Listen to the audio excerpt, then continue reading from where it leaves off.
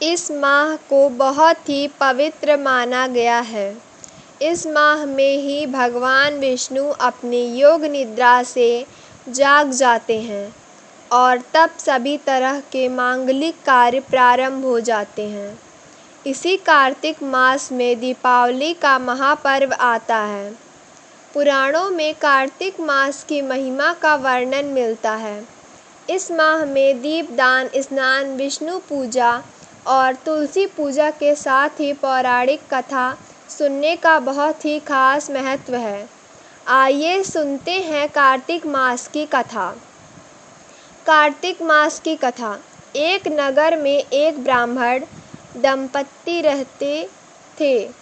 वे दोनों प्रतिदिन 7 कोस दूर गंगा और यमुना नदी में स्नान करने जाते थे। इतनी दूर आने जाने से ब्राह्मण की पत्नी थक जाती थी। एक दिन उसने अपने पति से कहा कि हमारा एक पुत्र होता तो कितना अच्छा होता।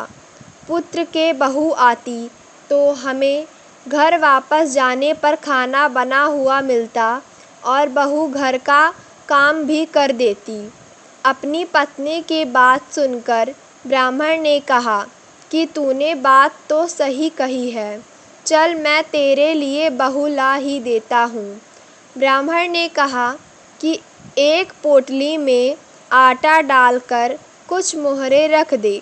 ब्राह्मण के कहे अनुसार उसने पोटली बांधकर दे दी।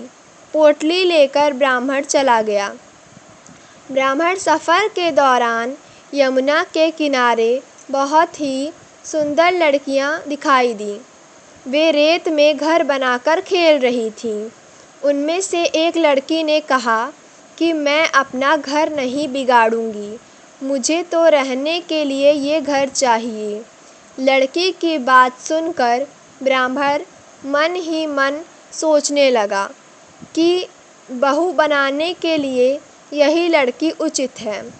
जब वह लड़की जाने लगी तो ब्राह्मण भी उसके पीछे पीछे उसके घर तक चला गया।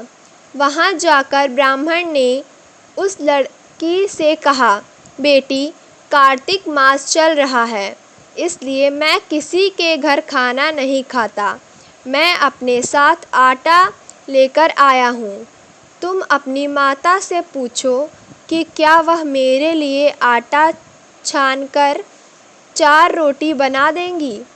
यदि वह मेरा आटा छानकर रोटी बनाएंगी तो मैं ही रोटी खा लूँगा। लड़की ने जाकर अपनी माँ को ये सारी बात बताई। माँ ने कहा, उचित है, जाकर ब्राह्मण देव से कह दो कि वह अपना आटा दे दें, मैं रोटी बना दूँगी। जब वह आटा छानने लगी तो आटे में से मोहरें निकली। वह सोचने लगी कि जिसके आटे में इतनी मोहरें हैं उसके घर में कितनी मोहरें होंगी। जब ब्राह्मण खाना खाने बैठा तो लड़की की माँ ने उस ब्राह्मण से पूछा, क्या आपका कोई लड़का है और क्या आप उस लड़के की सगाई करने जा रहे हो। यह सुनकर ब्राह्मण ने कहा कि मेरा लड़का तो काशी में पढ़ने गया हुआ है, लेकिन यदि तुम कहो तो खांड कटोरे से विवाह करके तेरी बेटी को अपने साथ ले जाऊं। लड़की की माँ ने कहा, ठीक है ब्राह्मण देव। इस पर लड़की की माँ ने लड़की की खांड कटोरे से शादी करके ब्राह्मण के साथ भेज दिया। ब्राह्मण ने घर आकर कहा, रामू की माँ, दरवाज़ा खोलकर देख, मैं तेरे लिए बहू लेकर आया हूँ। ब्राह्मण की पत्नी भीतर से ही बोली, हमारे तो कोई बेटा बेटी नहीं है, तो बहू कहाँ से आए। दुनिया ताने मारती थी, अब आप भी मारने लगे। ब्राह्मण ने कहा, तू दरवाज़ा खोलकर तो देख। जब ब्राह्मणी ने दरवाज़ा खोला तो सामने बहू को खड़ी देखा। उसने बहू का स्वागत किया और आदर सत्कार से अंदर ले गई। अब जब ब्राह्मण अपनी पत्नी के साथ नदी स्नान करने जाता तो पीछे से बहू घर का सारा काम करके और खाना बना कर रखती थी। वह उनके कपड़े धोती और रात को हाथ पैर भी दबाती थी। इस तरह बहुत दिन बीत गए। ब्राह्मणी ने अपनी बहू से कहा कि बहू, कभी भी चूल्हे की आग मत बुझने देना और मटके का पानी खत्म मत होने देना। परंतु एक दिन चूल्हे की आग बुझ गई। यह देखकर बहू घबरा गई और भागी भागी अपनी पड़ोसन के पास गई और कहा कि मेरे चूल्हे की आग बुझ गई है, मुझे थोड़ी आग चाहिए। मेरे सास ससुर सुबह 5 बजे से गए हुए हैं। वह थके हुए घर आएंगे, इसलिए मुझे उनके लिए खाना बनाना है। यह सुनकर पड़ोसन ने कहा कि तू तो बावली है, तुझे यह दोनों मिलकर पागल बना रहे हैं। इनके कोई पुत्र नहीं है, ये निसंतान है। बहू ने कहा, नहीं, ऐसा मत बोलो, इनका बेटा तो बनारस काशी में पढ़ने गया हुआ है। इस पर पड़ोसन ने कहा कि यह तुझे झूठ बोल कर लाए हैं, मेरी बात सच मान, इनके कोई बेटा नहीं है। अब बहू पड़ोसन की बातों में आ गई और कहने लगी कि अब आप ही बताओ मैं क्या करूं। पड़ोसन ने कहा कि करना क्या है, जब तुम्हारे सास ससुर आएं तो जली हुई रोटी बनाकर देना और बिना नमक की दाल बनाकर देना। खीर की कड़छी दाल में और दाल की कड़छी खीर में डाल देना। पड़ोसन ने उसे लिखा पढ़ा दिया। फिर जब उसके सास ससुर घर आए तो उसने न तो उनका आदर सत्कार किया, न ही उनके कपड़े धोए। जब उसने सास ससुर को खाना दिया तो सास बोली, बहू, आज यह रोटियां जली हुई क्यों हैं और दाल भी कच्ची है। तब बहू ने पलटकर कहा कि एक दिन ऐसा खाना खा लोगे तो कुछ बिगड़ नहीं जाएगा तुम्हारा।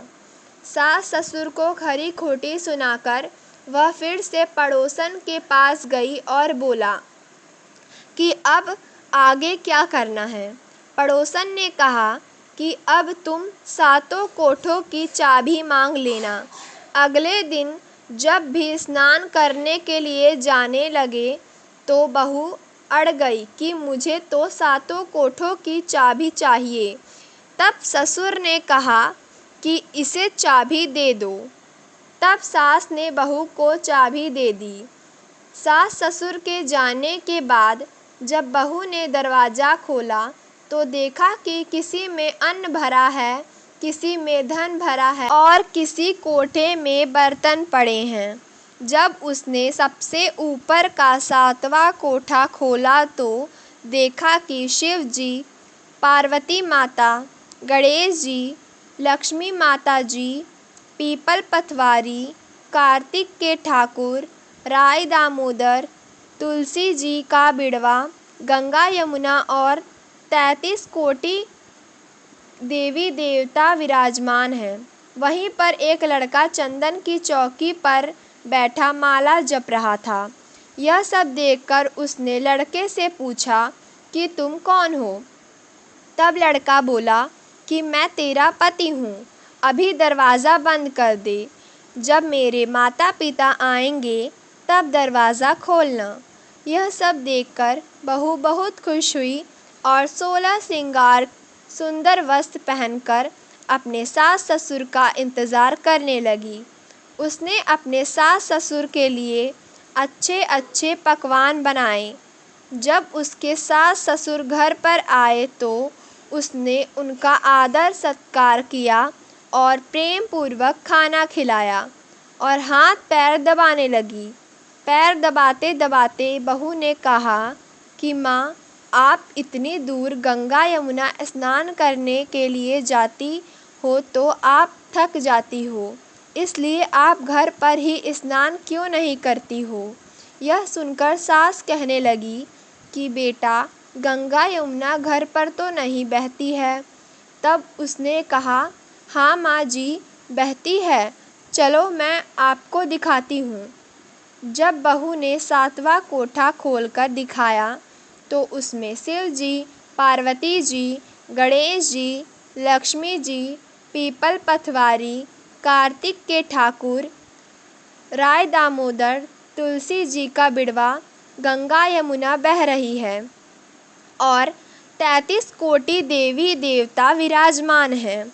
वहीं चौकी पर बैठा एक लड़का माला जप रहा है। माँ ने उसे देखकर कहा कि बेटा, तू कौन है? लड़का बोला, माँ, मैं तेरा बेटा हूँ। तब ब्राह्मणी ने पूछा कि तू कहाँ से आया है? लड़के ने जवाब दिया कि मुझे कार्तिक देव ने भेजा है। माँ ने कहा, बेटा, यह संसार कैसे मानेगा कि तू मेरा बेटा है? माँ ने कुछ विद्वान पंडितों से मदद मांगी। पंडितों ने कहा, इस पार बहू बेटा खड़ा हो जाए और उस पार माँ खड़ी हो जाए। माँ ने चमड़े की अंगिया पहनी और छाती में से दूध की धार निकलकर बेटे की दाढ़ी मूछ भीगे और पवन पानी से गठजोड़ा बंधे, तब मानेंगे कि यह इस माँ का ही बेटा है। उसने ऐसा ही किया। चमड़े की अंगिया फट गई और छाती में से दूध की धार निकलकर बेटे की दाढ़ी मूछ भीग गई।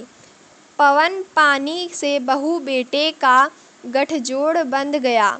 यह सब देखकर ब्राह्मण और उसकी पत्नी की खुशी का ठिकाना न रहा। तो यह थी कार्तिक मास की कथा। हे कार्तिक के ठाकुर, जैसे ब्राह्मण और ब्राह्मणी को बहू बेटा दिया, वैसे सबको देना। कार्तिक मास की कथा कहने, सुनने और हुंकारा भरने वाले सब पर कृपा करना। दोस्तों, ये वीडियो आपको कैसी लगी इसके बारे में कमेंट में बताइए और ऐसे ही नई नई जानकारियाँ पाने के लिए हमारे YouTube चैनल शिवांश मिश्रा को सब्सक्राइब करें और बेल आइकन दबाना ना भूलें। धन्यवाद।